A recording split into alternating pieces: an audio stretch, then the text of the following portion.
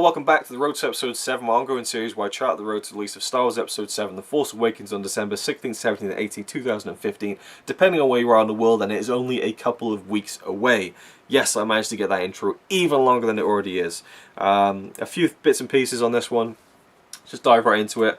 I want to talk about John Boyega and how he's hesitant about The Force Awakens.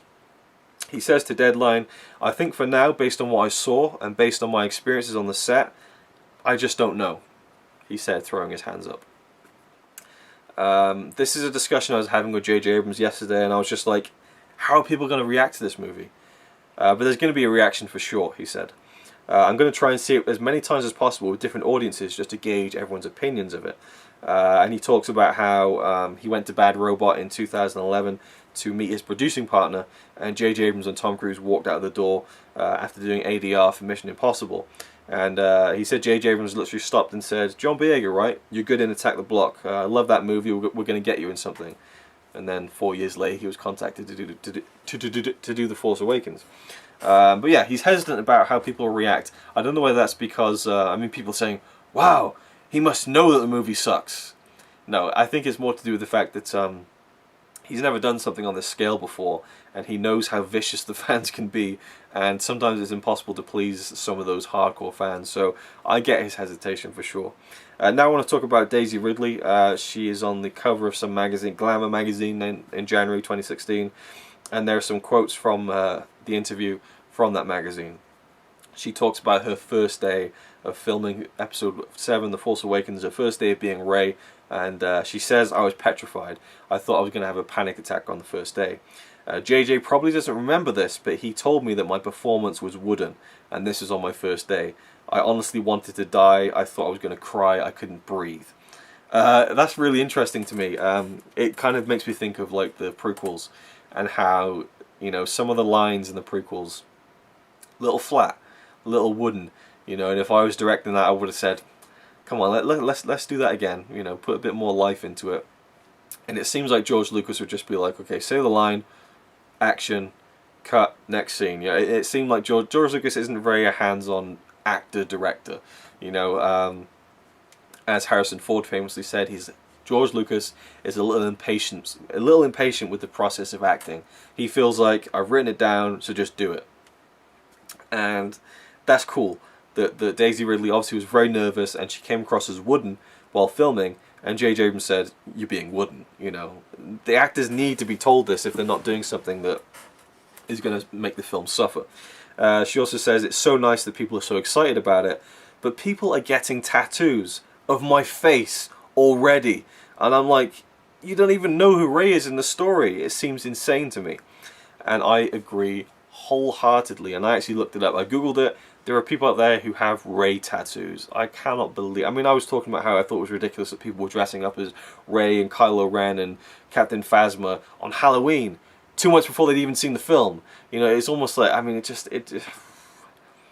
you know, at least watch the film. I mean, I'm excited about it, but I can't say that I'm a fan of any of the characters yet because I haven't seen a film that they're in.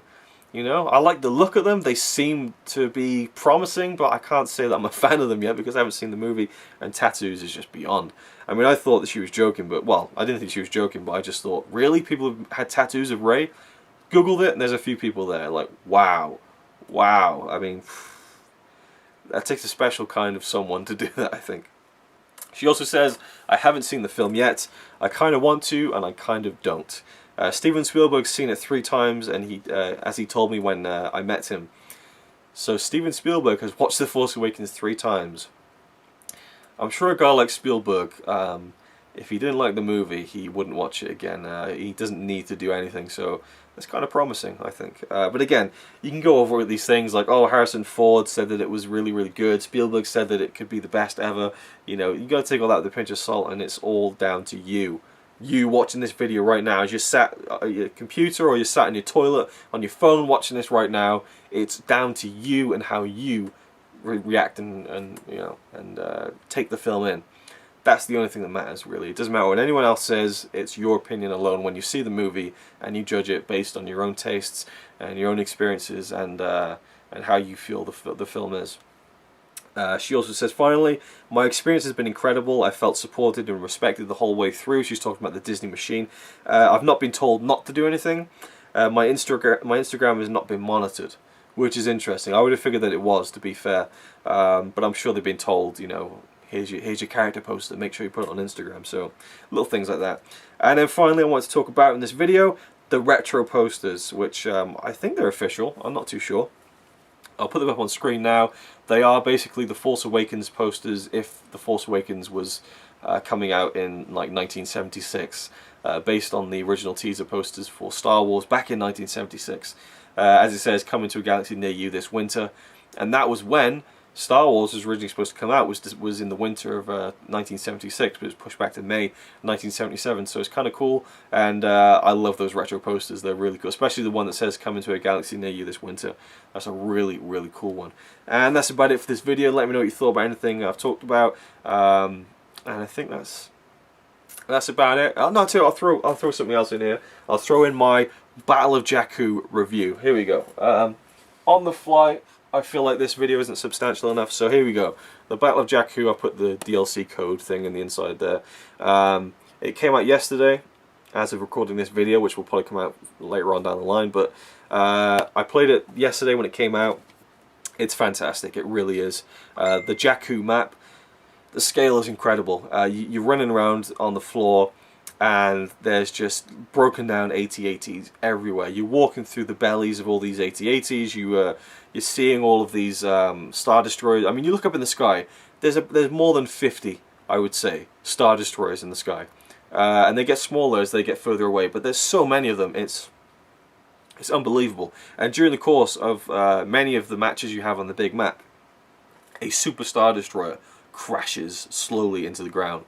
It is you feel like you're in this ridiculous spectacle, and again, it ties into the Force Awakens, and it feels like you're playing something that is, you know, we're going to see that kind of, you know, AT-AT and Star Destroyer strewn graveyard of the Empire in Jakku on the big Millennium Falcon flight through all the ships and stuff, being chased by the TIE fighters. So Battle of Jakku was awesome, and yeah, fantastic DLC, fantastic addition to the Star Wars Battlefront game, in my opinion. And yeah, just a quick review on it. I think it's awesome. I loved it. The smaller map is okay.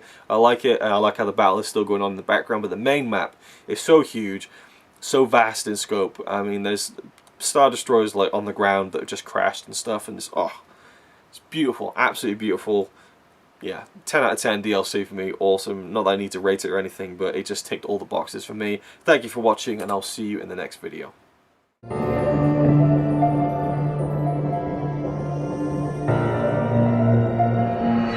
don't know, 5 seconds.